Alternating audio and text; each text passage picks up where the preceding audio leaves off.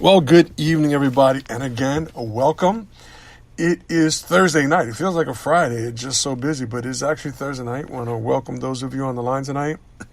And I'm glad there are a few of you on the line tonight. I thought there was going to be a few more, but I know the change in the schedule. And I'm going to be sending out, I'll be making phone calls this week and sending out text messages and however I need to get in touch, emails, whatever it is, to everyone to just notify them about next week. As I mentioned last week, will be the last week. I had said we would end on Friday. We're actually going to end on Thursday again next week. So just put that in your calendar. Next Thursday will be our last before the summer break. We are ending 3 weeks early this year, as I mentioned, all the things that are going on. So next Thursday, the 31st, will be our last day. Just so much going on. Like I said, I'm preparing for a business trip to Toronto. I leave on the 4th. Just so much on my plate here. So please mark down your calendar. Please help me if you know those who are not on the line tonight, like Dottie and many others that are not on the line. Just let them know that next Thursday is our last one, and we'll end with that. But for those of you on the line, I'm thankful to see you. And tonight, I want to finally put an end and put the topping, if you will, the cherry on the cake of our series that we've been talking about, faith being the victory. And tonight, I want to talk about the main subject, which is faith. Faith is the key. Now, let me ask you something. Have you ever asked the question, what does it take to please God? There are some people who think that the way you please God is through religious rituals. Listen, I'm not knocking any religion. I say that all the time.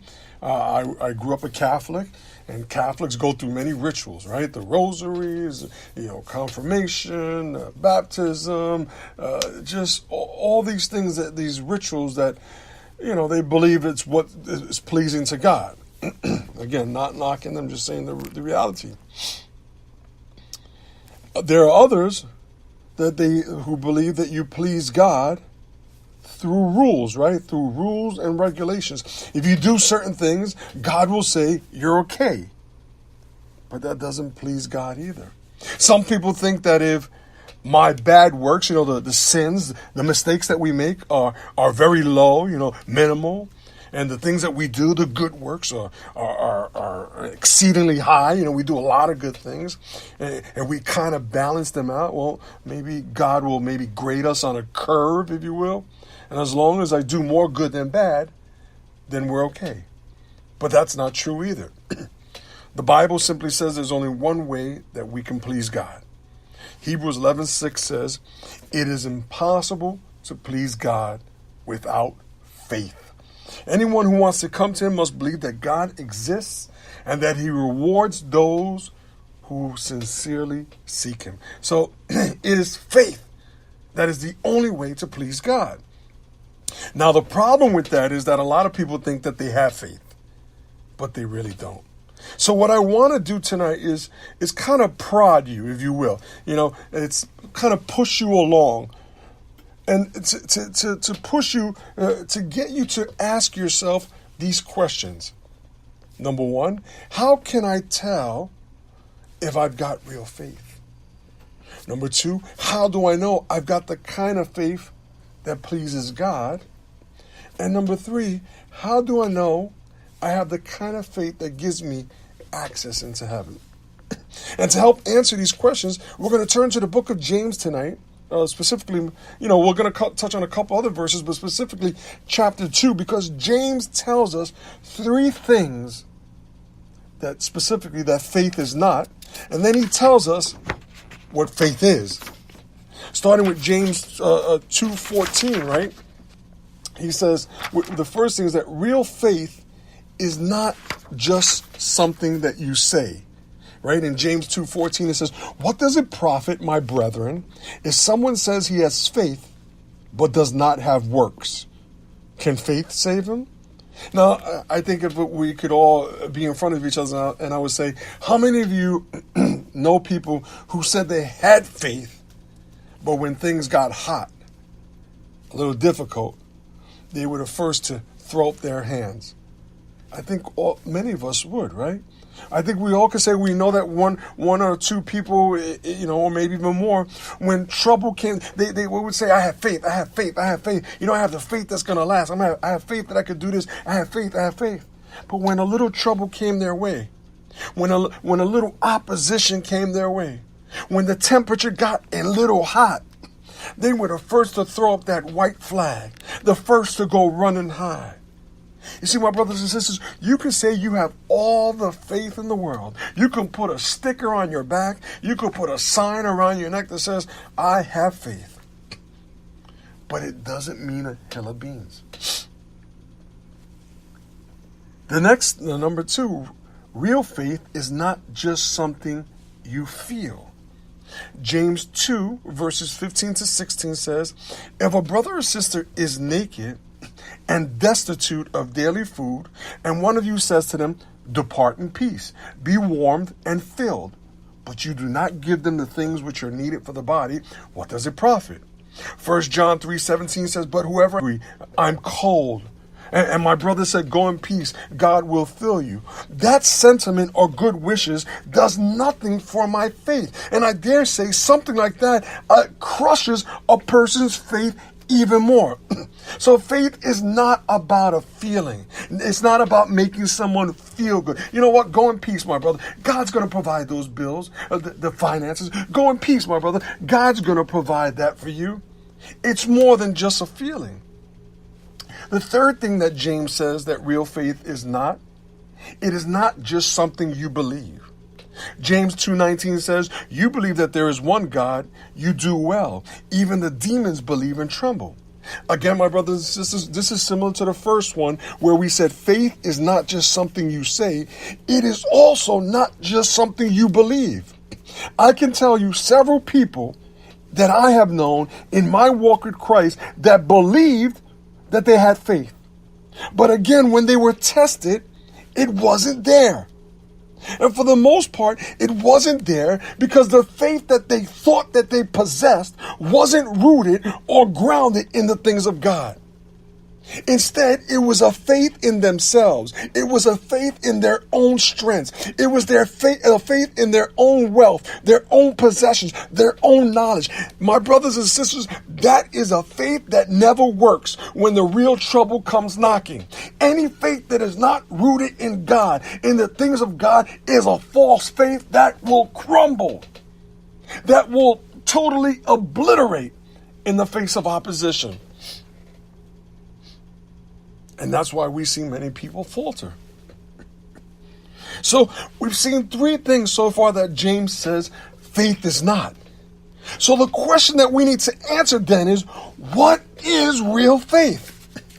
And James says, real faith is something that you do.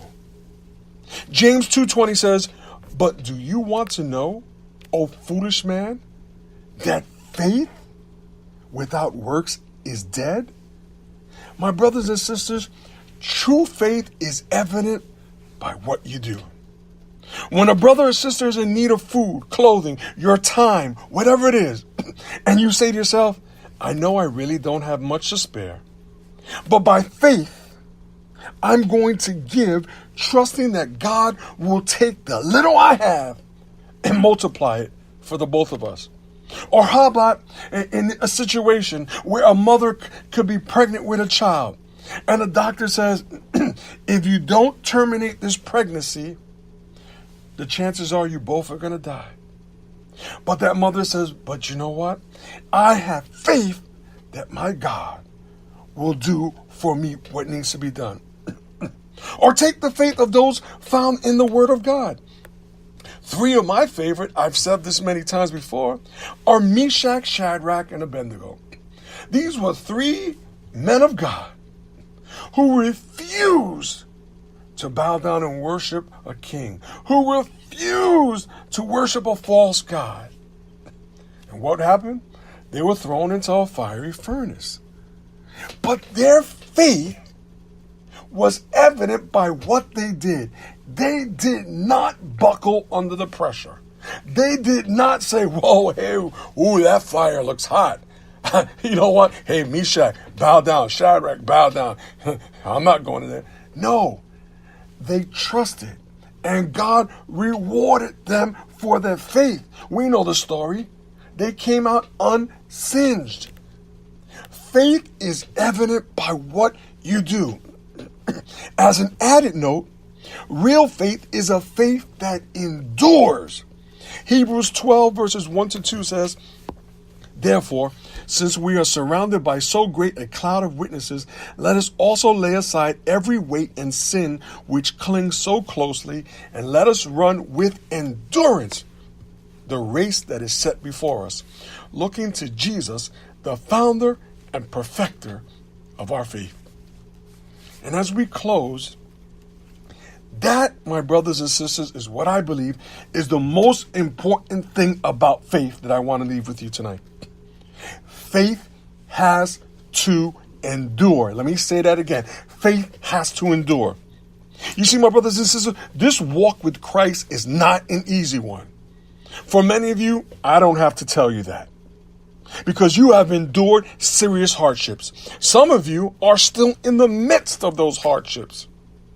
But it is an enduring faith that gets you through. It is an enduring faith that keeps you pushing forward. It is a faith that is bolstered by the miracles of God. Whether it was a healing miracle that you witnessed in your life, or the life of a loved one, the life of a friend. Whether it was a financial miracle, when you thought that you were getting ready to get kicked out, when you thought the lights were getting turned off, when you thought the phone was getting disconnected, the gas, the lights. Listen. And God brought somebody knocking on your doorsteps, or some miracle happened, and it bolstered your faith. Or maybe it was a matrimonial miracle. You know someone, maybe it was yourself, a friend, a family member whose marriage was on the rocks. It just seemed impossible. You went to counseling, nothing worked. But God came and intervened. Many of you have witnessed the hand of God move in your life that has helped to keep your faith burning bright. And my brothers and sisters, it is that very faith that will keep us and bring us to that eventual, eternal place of blissful rest, where we will hear those words, well done, my good and faithful servant, as we come to a close tonight in prayer.